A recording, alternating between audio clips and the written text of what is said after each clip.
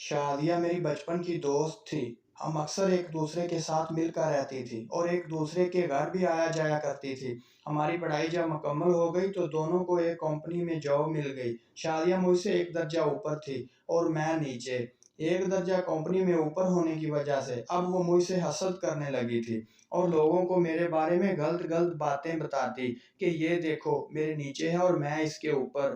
لیکن میں لوگوں کی باتوں پر یقین نہ کرتی کیونکہ ہم دونوں بچپن کی دوست تھی اور ایک دوسرے کے بغیر رہ بھی نہیں سکتی تھی۔ لیکن شادیہ کو ایسی باتیں کرتے ہوئے ایک دن میں نے خود سن لیا۔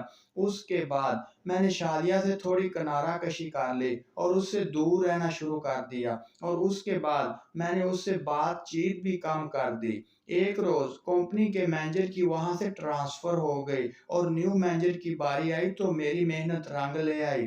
میری محنت کی وجہ سے انہوں نے مجھے چن لیا۔ آج وہی دوست میرے انڈر معمولی سی نوکری کے طور پر کام کرتی ہے مگر مجھ میں بالکل بھی ہمت نہیں کہ میں اسے جتا سکوں کیونکہ میرا بدلہ تو رب نے لیا ہے۔